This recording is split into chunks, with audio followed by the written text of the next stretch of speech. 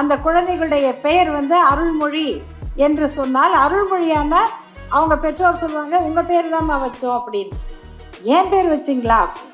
ஆமாம், அப்போ இவங்க வயிற்றில் இருக்கும்போது நீங்கள் இந்த ஊருக்கு வந்தீங்க, அந்த கூட்டத்தில் பேசுனீங்க, அந்த கூட்டம் பேசிட்டு நான் வியப்போடு போய் சொன்னேன், இப்படி ஒருத்தர் பேசினாங்க, அதனால் நமக்கு பெண் குழந்தை பிறந்தா அருள்மொழின்னு பேர் வைக்கணும். இந்த ஹெச் ராஜா அவர்களோடு ஒரு விவாதம் இருக்கும்.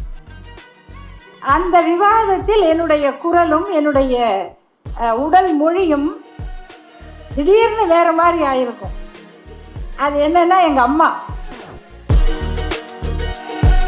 ரயில்ல செத்தா உடம்பு வாங்கிறது கஷ்டம். இப்படி ஒரு விடையை யாராவது எவ்வளவோ படித்த ரயில்வே ஆபீசர் கூட நினைச்சிருக்க மாட்டார். எனக்கு முதல்ல பாஸ்போர்ட்டும் விசாவும் வாங்கி கொடுத்தவர் புரட்சி கவிஞர் தான். அது வரைக்கும் பாஸ்போர்ட்டே கிடையாது. அந்த விமான சிறகுகளில் என்னை ஏற்றிய அந்த கவிதை வந்து புரட்சி கவிஞருடைய கவிதை. இந்த வீடியோவை உங்களுக்கு வழங்குபவர்கள் பேசஸ் பே, secure digital payments with multiple features and great success rate. நீங்கள் 1 மணி நேரமாவது பேச வேண்டும் என்பது எனக்கு அப்பொழுது தெரியும். இது 1 மணி நேரத்திற்கான வாய்ப்பு இருக்குமா என்கிற கேள்வி எனக்கு உண்டு. ஆயினும் அவர்கள் சொல்ல விரும்பிய செய்தி என்னவென்றால், உங்கள் வாழ்க்கையின் மூலமாக நீங்கள் எதை பதிவு செய்ய விரும்புகிறீர்கள், தெரிந்து கொள்ள வேண்டிய செய்திகளை உங்களினும் இளையவர்களுக்கு நீங்கள் என்ன சொல்ல வேண்டுமோ அதை பதிவு செய்யுங்கள் என்று கேட்டார்கள். அது ஒரு பெரிய பயணம்தான். இப்பொழுது நினைத்து பார்க்கும் பொழுது, மற்றவர்கள் சொல்லும் பொழுது அது வியப்பாக இருக்கும். கனடாவில் இருந்து ஒரு தோழர் அலைபேசியில் அழைத்து சொல்லுவார், நீங்கள் இதை செய்யணும், அதை செய்ய, நிறைய வேண்டுகோள்கள் பொது வாழ்க்கை தொடர்பாக. அப்போ அவரிடம் கேட்பேன், இவ்வளவு நீங்கள் எப்படி நான் செய்ய முடியும் என்று எதிர்பார்க்கிறீர்கள் என்றால், அவர் சொல்லுவார், அக்கா, இன்றைக்கு இவ்வளவு பெண்கள் வந்திருக்கிறார்கள், வந்து கொண்டே இருக்கிறார்கள். ஆனால் நீங்கள் வந்த காலத்தில் உங்களை தவிர வேறு யாருமே இல்லை சொல்லுவதற்கு.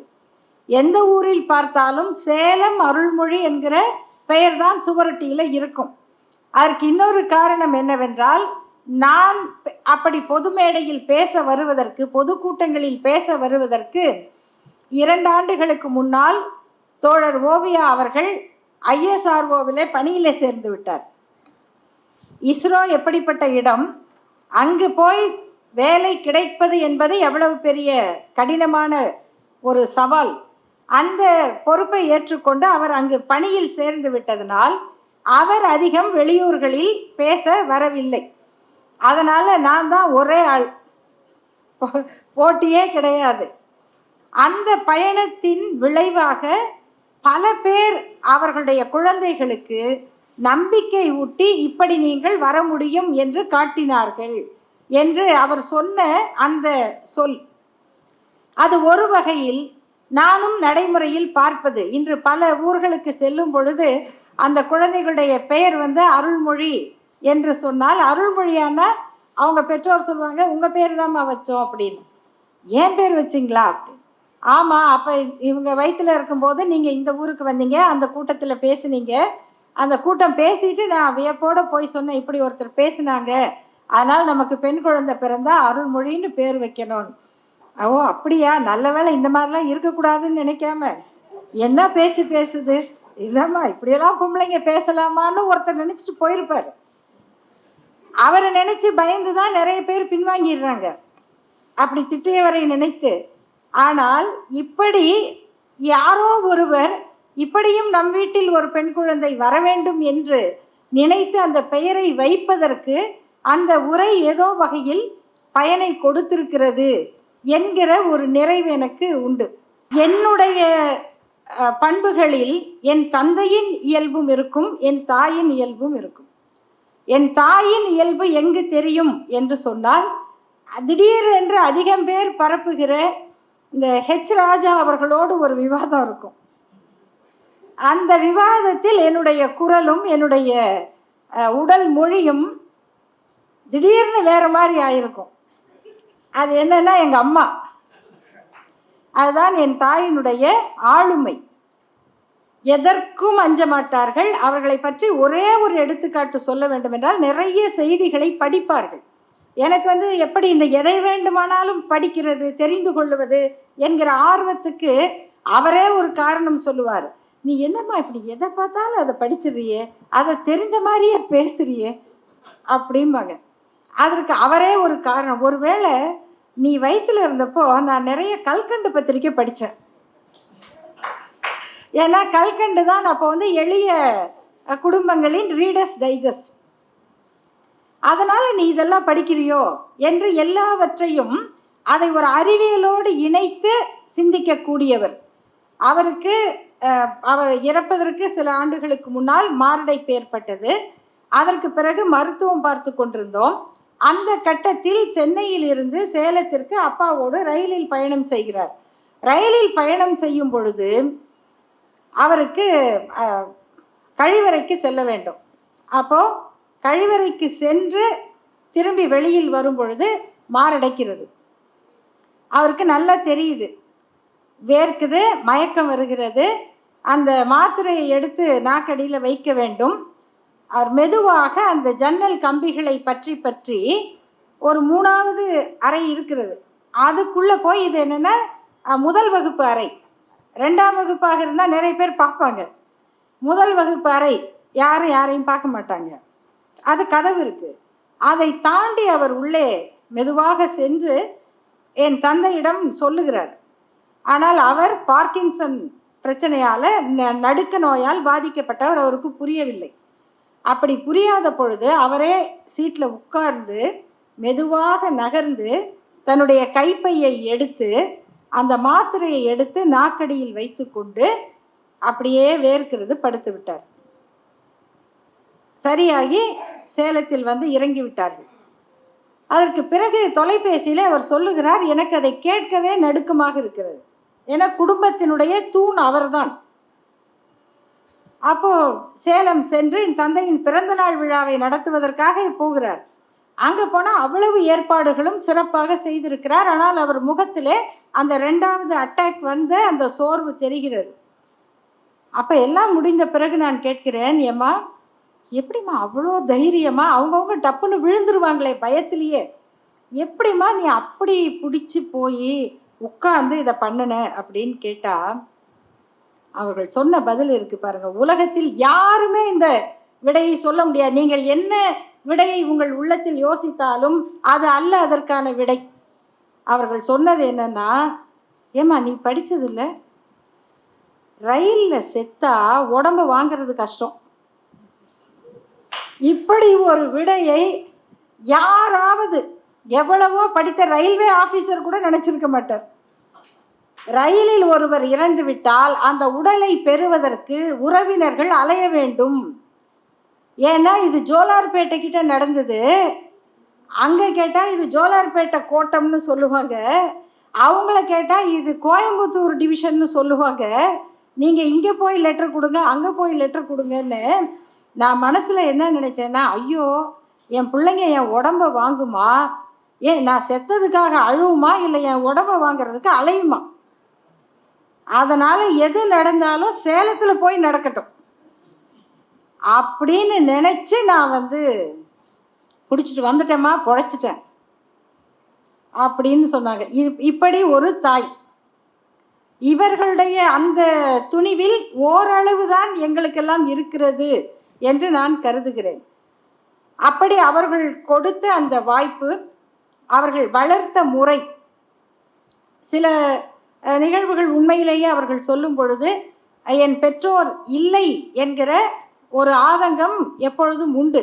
ராஜீவ்காந்தி அவர்கள் கொல்லப்பட்ட அந்த நாளில் நான் மயிலாடுதுறையில் கூட்டம் பேசுகிறேன். அப்போ நம்ம காங்கிரஸ்க்கு எதிர்ப்பு, கடுமையான எதிர்ப்பு. இந்த தேர்தலில் மரண அடி கொடுப்போம் அப்படின்லாம் பேசிட்டு கருப்பு உடையோடு ரயிலில் ஏறி, அதே போல் 2ஆம் வகுப்பு தூங்கும் பெட்டியில் படுத்துட்டு வரேன். ஏறி தூங்கிட்டேன். எனக்கு இயற்கையாக சில நல்ல வாய்ப்புகள் உண்டு. ஒன்று, நல்லா பசிக்கும். 2வது நல்ல தூக்கம் வரும். 3வது எங்கே படுத்தாலும் தூக்கம் வரும். ஆகையினால இன்று வரை அந்த பிரச்சனை கிடையாது. அப்போ களைப்பாக இருக்கு, ஏறி தூங்கி விட்டேன். விடிகிற மாதிரி இருக்கு, coffee tea bonda, coffee tea vada சத்தமெல்லாம் கேட்குது. செங்கல்பட்டு வந்துருச்சு போல இருக்கு என்று இது பயணத்தில் இருப்பவர்களுக்கு பழக்கம். ஏன்னா கரெக்டாக எவ்வளவு தூங்கினாலும் அந்த ஊர் வருவதற்கு முன்னால் விழிப்பு வந்துடும். அப்போ செங்கல்பட்டு வந்துருச்சு என்று நினைத்து ஜன்னல் வழியே பார்க்குற, ஒரே சத்தம், அடி தடி ஏதோ நடக்குது. ஒரு கலவர கும்பல் அடிச்சுக்கிட்டே போகிறாங்க. ரயில் நிலையம் நோக்கி வர்றாங்க. எங்கே நிற்கிது வண்டி அப்படின்னு பார்த்தா கடலூர் ஓட்டி. என்னங்க மயிலாடுதுறையில் புறப்பட்டோம், கடலூர் ஓட்டி கொஞ்சம் 1 மணி நேரத்தில் வந்திருக்கணுமே. என்ன அப்போ இவ்வளோ நேரமாக இங்கே தான் நிற்கிதா ரயில்? நம்ம பாட்டுக்கு இப்படி தூங்கிட்டோமா? என்ன நடந்ததுன்னு பார்த்தா பூக்கூடையில் குண்டாமா அப்படி இப்படியெல்லாம் பேசுகிறாங்க. பூக்கூடையில் குண்டா எங்கே வெடிச்சுது அப்படின்னு மெதுவாக பார்த்தா செய்தியெல்லாம் சொல்கிறாங்க.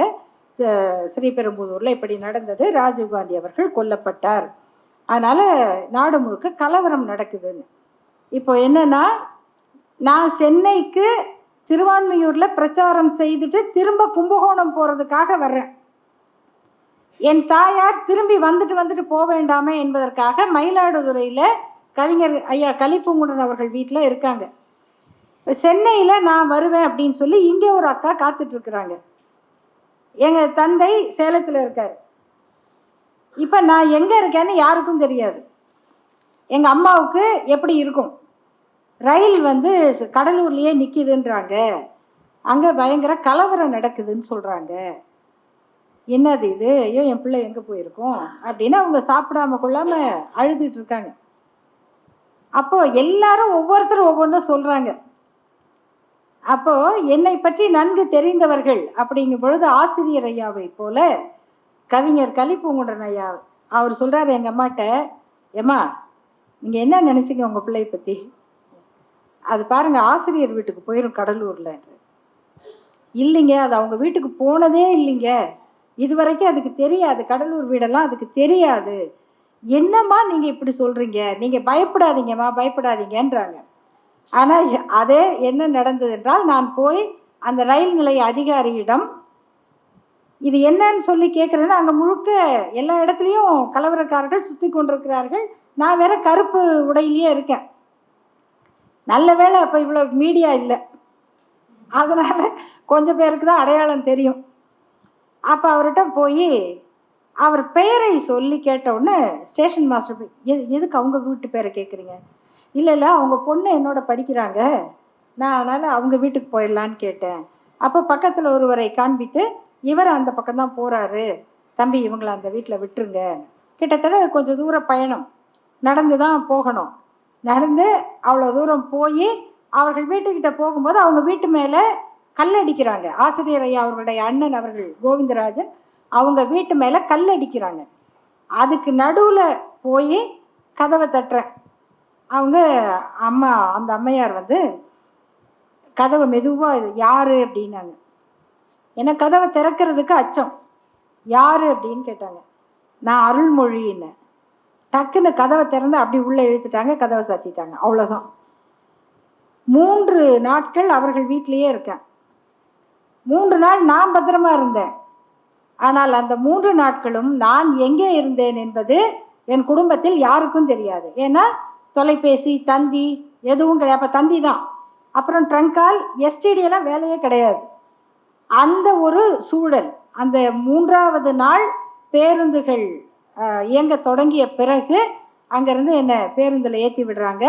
அப்புறம் சென்னைக்கு வந்து சேர்ந்துட்டேன். இந்த 3வது நாள் நான் பேருந்தில் ஏறிய பிறகுதான் என் தாயாருக்கும் உறுதியாக தெரியும், தந்தையாருக்கும் செய்தி தெரியும். இவற்றையெல்லாம் எதிர்கொண்டு வரும் பொழுது அது கொடுக்கிற ஒரு உளவியல் வேறு எதையும் எதிர்கொள்ளக்கூடிய துணிவை கொடுக்கும் அப்படிங்கிறது தான். இது இதெல்லாம் ஒரு பகுதி. என்னுடைய இயக்க பயணம் என்பது இப்படி. அதில் திராவிடர் கழகம் என்பது என்னை உருவாக்கிய கொடுத்த வாய்ப்புகள் இவை. அதனால நாங்கள் வந்து எங்கே இப்படியே வரோம். இந்த பக்கத்து வீட்டில் ஒரு கல்யாணத்துக்கு போகணும்னா இங்கேயே ஒரு அறையில் உடை மாற்றி கொண்டு எங்களால் போயிட முடியும். எங்களை இப்போ நர்த்தகி அவர்களுக்கு தெரியும், எந்த இடத்துல நின்று மேக்கப் போட்டேன்னு சொல்லுவாங்க. மரத்தடியில் நின்று மேக்கப் போட்டிருக்கேன். வாழ்க்கையில் வந்து வெற்றி என்பது அவ்வளவு எளிதாக வராது. அந்த மாதிரி வாழ்க்கையை இந்த பயணம் கொடுக்கிற அனுபவங்கள். இலக்கியம் என்பது அது நான் இப்போ சொன்னப்பயே உங்களுக்கு தெரிந்திருக்கும். புரட்சி கவிஞர் பாடலோடு எனக்குள் இறங்கியது. அதுதான் என்னை உலகம் முழுக்க அழைத்து சென்றது.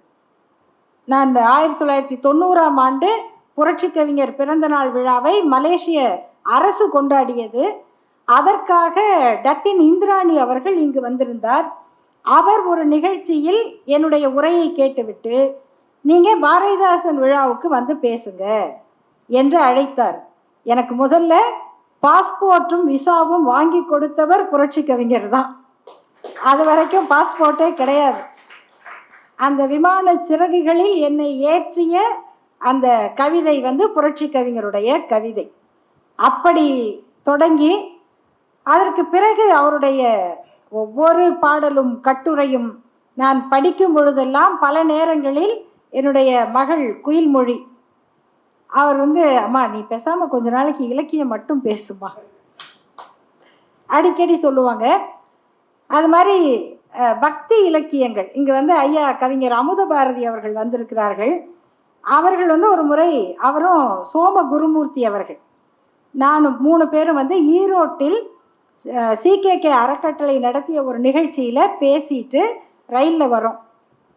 அப்படி வரும் பொழுது அவர்கள் இருவரும் பொதுவாக என் மீது அன்பு கொண்டவர்கள் அதிகம். அவங்க வந்து என்ன நினைப்பாங்கன்னா, அவங்களுக்கு திராவிடர் கழகத்தை பற்றியோ அல்லது பெரியாரிய கொள்கை பற்றியோ இது ஒரு கடுமையான பாதை என்கிற கருத்து உண்டு. இல்லை இந்த பொண்ணு ஏன் இந்த வேலையை எடுத்துக்குது, அது நல்ல பொண்ணுங்க அப்படிலாம் சொல்லுவாங்க. நல்ல பொண்ணு தாங்க, அது நல்ல தத்துவம் தான், அது நல்ல இயக்கம், அதை நீங்கள் புரிஞ்சுக்கங்க என்று அவர்களிடம்லாம் சொல்லுவோம். ஆனால் ஐயா அவர்களும் கவிஞர் சோம குருமூர்த்தி அவர்களும் என்னிடம் இப்படியே பேசிக்கொண்டு வரும்பொழுது ஒரு வித்தியாசமான கேள்வியை கேட்டார்கள். நீங்கள் சொல்கிறதெல்லாம் பார்த்தா நீங்கள் வந்து ஒரு நல்ல பொண்ணு, அப்பா அம்மாவுடைய பேச்சை கேட்குற பொண்ணு, ஐயா ஞாபகம் இருக்குதுங்களா அப்படின்னு அப்போ அப்பா அம்மாவுடைய பேச்சை கேட்குற நல்ல பொண்ணு நீங்கள். எனக்கு என்னடா நல்ல பொண்ணுன்றாங்களே. ஒருவேளை உங்கள் அப்பா அம்மா நல்ல ஆத்திக கருத்துடையவர்களாக இருந்தால் நீங்கள் பகுத்தறிவு பிரச்சாரத்திற்கு பதிலாக பக்தி பிரச்சாரம் செய்கிறவர்களாக தானே இருந்திருப்பீங்க. எனக்கு வந்து அப்போ நான் என்னமோ சமாளித்து ஏதோ வாதம் பண்ணிட்டேன். ஆனால் அந்த கேள்வி எனக்குள் எழுந்து கொண்டே இருந்தது. ஏன்னா அந்த ஈடுபாடு, என்னுடைய தந்தையார் வந்து பக்தி இலக்கியங்களை படிப்பதையோ பஜனை பாடுறதையோ கூட தடுக்க மாட்டார். அட விடு, அது பிள்ளைங்க விருப்பப்படுறது, அதனால் நீ அதெல்லாம் பெருசாக பேசாத என்று எங்கள் அம்மா என் தந்தையை விட கடுமையாக இருப்பார். எதுக்கு அதுக்கெல்லாம் போகிற அப்படிம்பாங்க. ஆனால் என் தந்தை அப்படி சொல்ல மாட்டார். அப்படி வந்த அந்த அனுபவத்தின் காரணமாக அப்போ ஐயா அவர்கள் சொன்ன அந்த கருத்து எனக்குள் பல கேள்விகளை எழுப்பி, அப்போ என்னுடைய சார்பு எந்த பக்கம் இருக்கு உண்மையா அதை நான் சிந்தித்த பிறகு நான் நினைத்தேன், அது சுவையானது, ஆனால் சமூகத்திற்கு பயன் தருவதல்ல. இது கொஞ்சம் கடினமான பாதை, ஆனால் இதுதான் இந்த இனத்தை முன்னேற்றி இருக்கிறது. என் தாத்தா பக்தர், என் தாத்தா சிறு தொண்டர் நாடகம் நடத்தியவர், என் தாத்தா வந்து தீமிதிக்கிறவர். ஆனால் அந்த பக்தியினால் இந்த சமூகம் அடைந்த பயனை விட என் தந்தை ஒரு பெரியார் தொண்டராக இருந்து ஆற்றிய பணியால் இந்த சமூகம் பயன்பெற்றிருக்கிறது என்பதை பிற்காலத்தில், அன்னைக்கே புரியலிங்கய்யா, அப்புறமாக பழக்கத்திலும் பயிற்சியிலும் தெரிந்து கொண்டேன். அந்த அனுபவத்தின் மூலமாக என் தந்தை என்னை கம்பன் கழக பேச்சு போட்டிகளுக்கு அனுப்பினார்.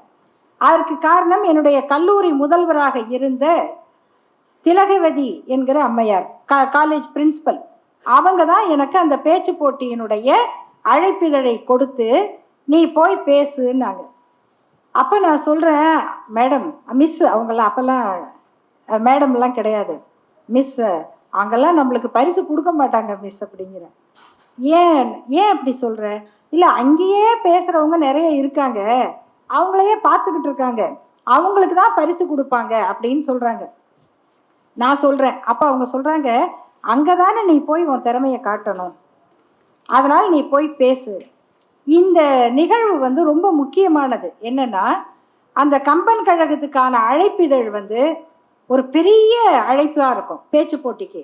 ஐயா அரங்கராமலிங்கம் அவர்களுக்கு அது நல்லா தெரியும். அந்த நடுவுல வந்து பேச்சு போட்டி தலைப்புகள் இருக்கும்.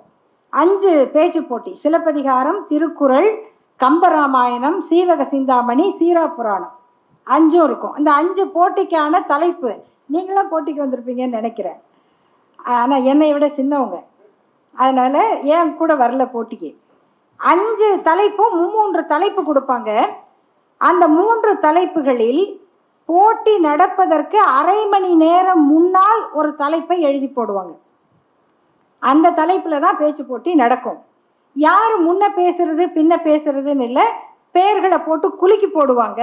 அவர்கள் எடுக்கிற அந்த குலுக்கல் முறைப்படி தான் பேசணும்.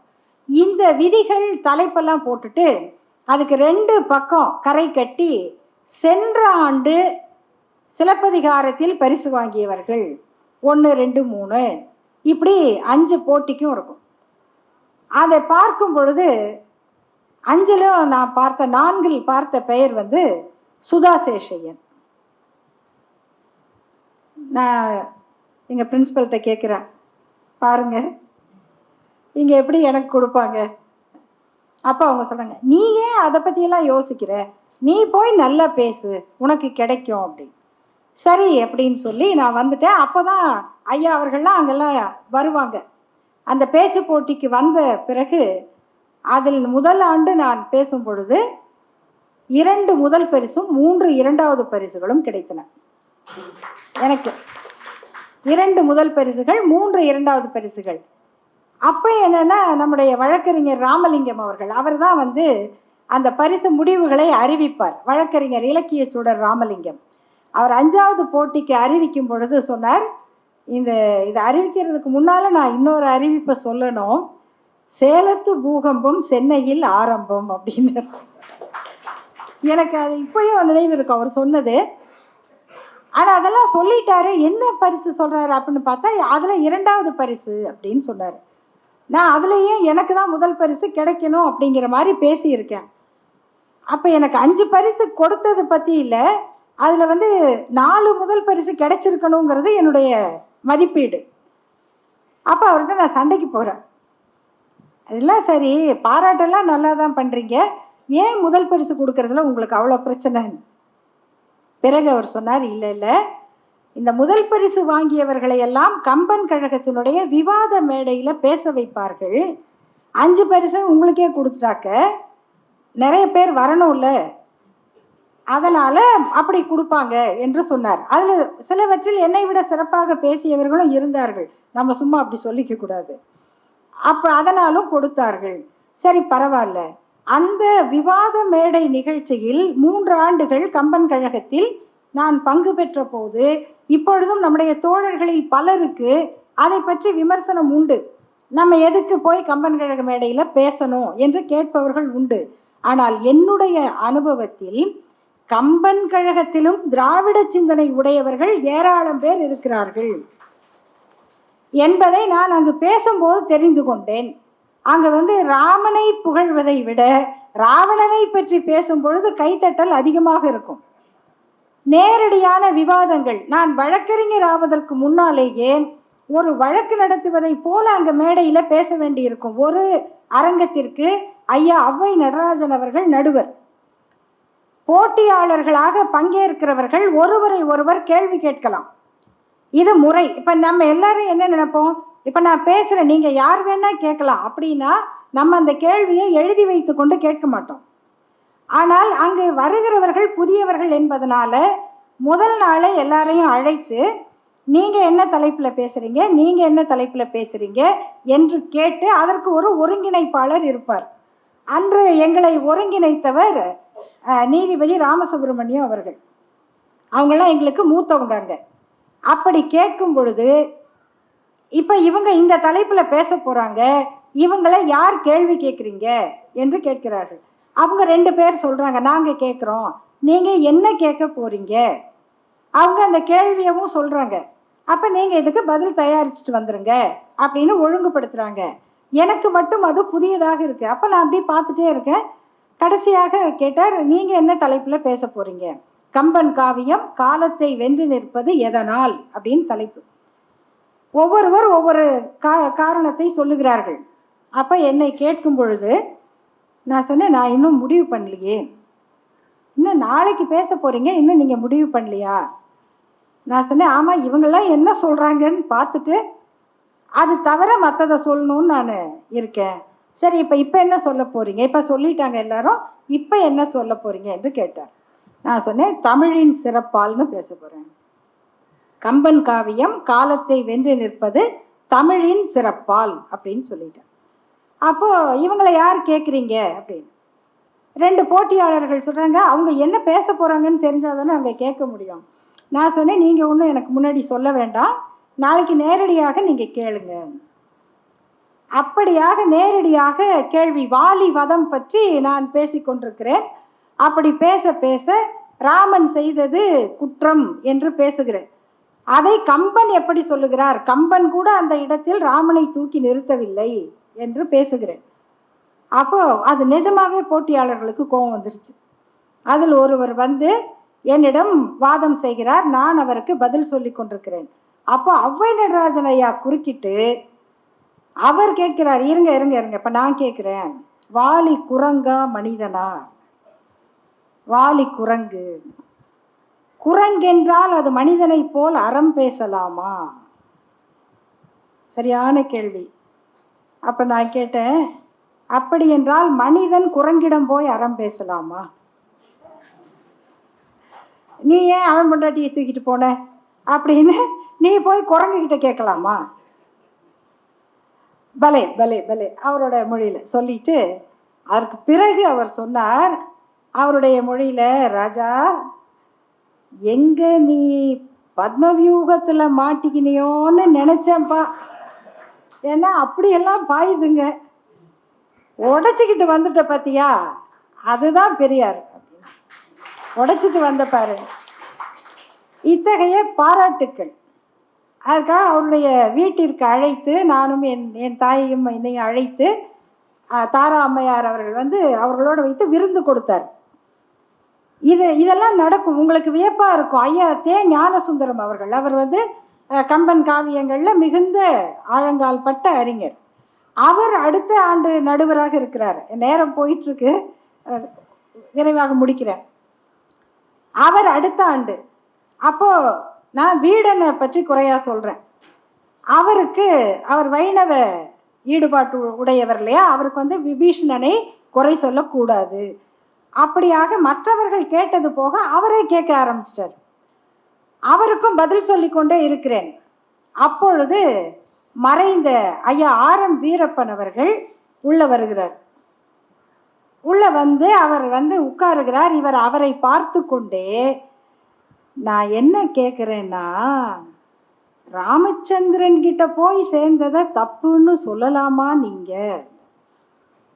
என்னது நான் இப்படி பார்க்குறேன். திரும்ப அவரை பார்த்த பிறகுதான் புரிகிறது, ஐயா என்ன சொல்றீங்கன்னு. இல்லை, ராமச்சந்திரமூர்த்தியிடம் போய் சேர்ந்ததை குற்றம்னு சொல்லலாமா நீங்க? அதை போய் துரோகம்னு சொல்லலாமா என்று கேட்டார். நான் பதில் சொல்ல முடியாத இடத்துக்கு கூட என்னை கொண்டு செல்லலாம். ஆனால் அத்தோடு நிறுத்திட்டு, எப்படி நீதிபதிகள் வந்து என்ன பாயிண்ட் சொன்னால் கேஸுக்கு போதுமோ அதோட போதும் அப்படின்னு சொல்லுவதை போல அவர்கள் நிறுத்தி விட்டார்கள். அதுவும் எனக்கு ஒரு பெரிய வாய்ப்பு. இதில் என்னன்னா, என்னுடைய பெயரை அடுத்த முறை ஒரு பட்டிமன்றத்துக்கு அறிவிக்கும் பொழுது ஐயா பழனியப்பன் அவர்கள் ஒவ்வொருவராக அழைத்தார். எனக்கு ஐயா அரங்கராமலிங்கம் அவர்கள் அந்த பட்டிமன்றத்தில் இருந்ததாக ஒரு நினைவு. ஒவ்வொருத்தரையும் பேர் சொல்லி அழைத்து விட்டு, நான் மட்டும்தான் கடைசி. நான் வந்து ராவணன் அணியில் இருக்கேன். ராவணன் அணியில் ஒரு ஆளை காணமே. கடைசி பேச்சாளர் தான் ராவணன் அணியை தூக்கி நிறுத்தணும். ராவணன் அணியை தூக்கி நிறுத்தணும்னா ஈரோட்டிலேருந்து யாராவது வந்திருக்காங்களா அப்படின்னு கேட்டு, ஈரோடு இல்லை, ஈரோடு பக்கம் தானே, சேலத்தில் இருந்து அருள்மொழி வந்திருக்காங்களே என்று சொல்லி அழைத்தார். எனக்கு அது எவ்வளவு வியப்பை கொடுத்ததென்றால், நாம் அந்த இடத்திலிருந்து விலகி தான் இருக்கிறோம் கொள்கை ரீதியாக. ஆனால் அங்கு உள்ளவர்களும் அந்த உணர்வை மதித்து அதற்கு வரவேற்பு கொடுக்கிறவர்கள், பார்வையாளர்கள் ஏராளம் இருந்தார்கள். இதை நான் அந்த இலக்கிய பயணத்தின் மூலம் அறிந்து கொண்டேன். இவற்றை தெரிந்து கொண்டதனால்தான் என்னுடைய வாதங்களும் விவாதங்களும் உரைகளும் அவர்களை காயப்படுத்துவது அல்ல என் நோக்கம், அவர்களை சிந்திக்க வைப்பதுதான். அவர்கள் முரண்படலாம், ஏற்றுக்கொள்ளாமலும் இருக்கலாம், ஆனால் நான் அவர்களை காயப்படுத்த வேண்டாம் என்கிற ஒரு பக்குவத்தை இன்னும் முழுமையாக அடைந்தேனா என்று தெரியாது, அவற்றையும் கொடுத்தது. இது இவை அனைத்தும் என்னுடைய பயணங்கள் என்று சொன்னால், எந்த ஒரு பயணத்துக்கும் சரியான பாதை வேண்டும், சரியான வாகனம் வேண்டும். அப்படியான ஒரு பாதையை எனக்கு அமைத்து கொடுத்தது தந்தை பெரியாருடைய கொள்கை, பெரியாருடைய இயக்கம். அதற்கு எனக்கு துணையாக அமைந்தது உண்மையிலேயே என்னுடைய குடும்பம். தோழர் ஓவியா அவர்கள் சொன்னதை போல, இங்கே பேசிய என் அண்ணன் அக்கா இவர்களை பார்த்து உங்களுக்கு தெரிந்திருக்கும், இந்த வீட்டில் எல்லாரும் பேசுவாங்க போல இருக்கே அப்படின்னு. அண்ணன் மகிழ்நன் அவர்கள் அண்ணாமலை பல்கலைக்கழகத்தில் பேசும் பொழுது, நூற்றாண்டு மண்டபத்தில் அவர் பேசிய உரை எல்லோராலும் பாராட்டப்பட்டது. அமிர்தலிங்கம் அவர்கள் முன்னால் தான் உரையாற்றினார்கள் பல்கலைக்கழகத்தில். ஆங்கிலத்திலும் தமிழிலும் ஒரே மாதிரியாக பேசக்கூடியவர். மான்மொழி அவர்களும் என்னோடு பேச்சு போட்டிக்கெல்லாம் வருவாங்க. என்னன்னா 2 பேர் சேர்ந்து 7வது 8வது அப்படி போகும் பொழுது எனக்கு முதல் பரிசும் அவருக்கு 2வது பரிசும் கொடுத்து விடுவார்கள். எல்லாரும் என்னடி உன் தங்கச்சி பரிசு வாங்கிட்டா, ஃபர்ஸ்ட் ப்ரைஸ் அப்படிம்பாங்க. ஆனால் இதையெல்லாம் ஏற்றுக்கொள்வதோடு, எல்லோரும் பேச வாய்ப்பில்லை, எல்லோரும் வெளியில் வர முடியாது எனும் பொழுது அவர்களுடைய ஆற்றலை திறமையை குறுக்கி கொண்டு நான் வளருவதற்கான அடித்தளத்தை அவர்கள் அமைத்து கொடுத்து, என் குடும்பம் மொத்தமும், இந்த நிகழ்ச்சியில் இல்லாத என்னுடைய அக்கா தேன்மொழி அவர்கள், அண்ணன் இளவழகன், அத்தனை பேரும் அத்தகைய ஒரு துணையை எனக்கு அளித்தவர்கள். அதன் மிக பெரும் துணையாக என்னுடைய மகள் குயில்மொழி. பல நேரங்களில் நான் வீட்டில் இருக்க முடியாது, மிக முக்கியமான கட்டங்களில் நான் மட்டுமே சமாளிக்க வேண்டிய சூழல் இருக்கும். பெற்றோர் ஆசிரியர் சங்க கூட்டத்தில் இருந்து எல்லாவற்றையும் பார்க்க வேண்டி இருக்கும்.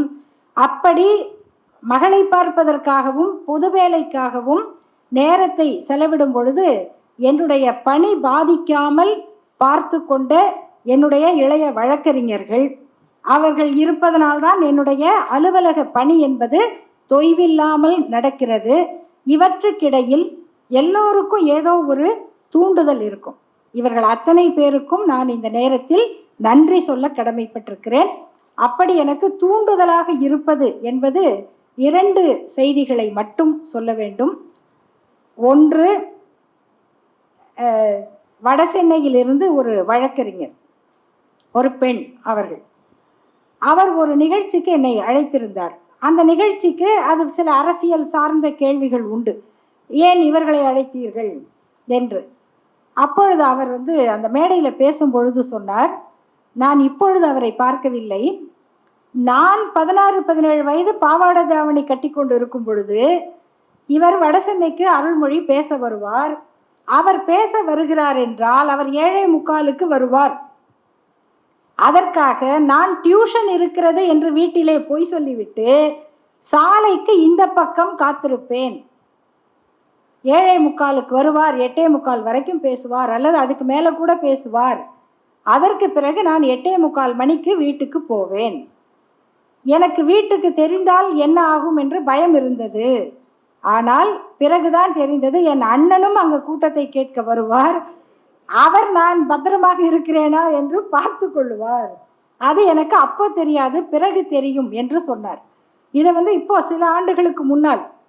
ஆனால் இப்போ நினைத்து பாருங்கள், நாங்கள் பேசுகிறோம் என்பதற்காக யாரோ ஒரு பெண் அந்த சாலைக்கு அந்த பக்கம் நின்று கொண்டிருந்தார் என்பது எவ்வளவு ஒரு உணர்ச்சியை கொடுக்கக்கூடியது. யாரோ ஒருவர், கண்ணுக்கு தெரியாத, நாம் வாழ்க்கையில் சந்திக்க கூட இல்லாத ஒருவர் எங்கோ இந்த உரையை கேட்கிறார். அதை போல வெளிநாடுகளுக்கு பயணம் செய்யும் பொழுது ஜெர்மனியில் கொலோன் நகரில் நிகழ்ச்சி நடக்கிறது. பிராங்க்ஃபர்ட்ல இருந்து 3 தமிழ்நாட்டு இளைஞர்கள், ரவிக்குமார், பிரஷ்னேவ்னு ஒருவர், நாகராஜன் என்ற 3 பேர் பிராங்க்ஃபர்ட்ல இருந்து கொலோனுக்கு வந்திருக்கிறார்கள். அது ரயில்லையே 6 மணி நேர பயணம். எப்படி வந்தீங்க என்றால், நாங்கள் முகநூலில் பார்த்தோம், சோஷியல் மீடியாவில் பார்த்தோம். எதுக்கு, எப்படின்னா அருள்மொழி அம்மா வந்திருக்காங்க அதுக்காக வந்தோம் அப்படின்னு. அதே போல் குவைத்திலேயோ மற்ற இடங்களில் நிகழ்ச்சி நடக்கும் பொழுது அங்கு உள்ள தமிழர்கள், அக்கா நாங்கள் டிவி போட்டு விவாதம்னு வந்தால் நீங்கள் வரீங்களான்னு பார்ப்போம். ஏன் பார்ப்பீங்க? இல்லை, நீங்கள் வரீங்கன்னா எங்களுக்கு நம்பிக்கையாக இருக்கும். என்ன நம்பிக்கை? இந்த விவாதத்தில் வெல்லுவோங்கிறதுல நீங்களா எங்களுக்காக இருக்கீங்கிற நம்பிக்கை. அப்போ குடும்பங்களை விட்டு விட்டு அப்படி வெளிநாடுகளில் வாழுகிற அந்த உழைக்கும் தமிழர்களுக்கு அவர்கள் சார்ந்த சமூக மத இன பிரச்சனை காரணமாக நம் குடும்பங்கள் பாதுகாப்பாக இருக்குமா என்ற ஒரு சூழல் உருவாகும் பொழுது இவர்கள் நமக்கு பாதுகாப்பாக இருப்பார்கள் என்ற நம்பிக்கையை நம்முடைய இருப்போ பேச்சோ உருவாக்கும் என்று சொன்னால் அதைவிட பெரிய மன நிறைவு இந்த பணிக்கு வேற என்ன இருக்க முடியும்? அப்படியான ஒரு பயணத்தின் ஒரு பகுதியை உங்களோடு பகிர்ந்து கொண்டது மிகப்பெரிய மகிழ்ச்சியும் நன்றியும் நான் உங்களுக்கு தெரிவிக்கிறேன். இங்கே அவ்வை அவர்கள் வந்திருப்பது ஐயா நன்னன், ஐயா கூவேக்கி ஆசான், பெரியார் பேருரையாளர்கள், இவர்கள்லாம் இறையன் ஐயா அவர்களெல்லாம் தான் எங்களை தயாரித்தவர்கள்னு சொல்லணும். இப்படி பல அறிஞர்களை பார்த்து பார்த்து பார்த்து அவர்களுடைய வழிகாட்டுதலோடு தொடர்கிற இந்த என்னுடைய இலக்கிய இயக்க பயணத்திற்கு நம்முடைய தமிழ்நாடு அரசினுடைய அமைச்சர் அவர்கள் வந்ததும், அமைச்சர் நேரு அவர்கள், அமைச்சர் சேகர்பாபு அவர்கள், நாடாளுமன்ற உறுப்பினர் தயாநிதி மாறன் அவர்கள், இவர்களெல்லாம் எதிர்பாராமல் வந்து அந்த மரியாதை அளித்ததற்கும், இது அனைத்திற்கும் காரணமான இந்த விழாவினை நடத்திய சென்னை பல்கலைக்கழகத்தினுடைய தமிழ்மொழித்துறையின் தலைவர் பேராசிரியர் மணிகண்டன் அவர்களுக்கும் வந்திருக்கக்கூடிய உங்கள் அனைவருக்கும் என் நன்றியை கூறி விடைபெறுகிறேன். நன்றி, வணக்கம். இந்த வீடியோ உங்களுக்கு பிடிச்சிருந்தா லைக் பண்ணுங்க, ஷேர் பண்ணுங்க, கமெண்ட் பண்ணுங்க. மறக்காம OH தமிழ் சேனலுக்கு சப்ஸ்கிரைப் பண்ணுங்க.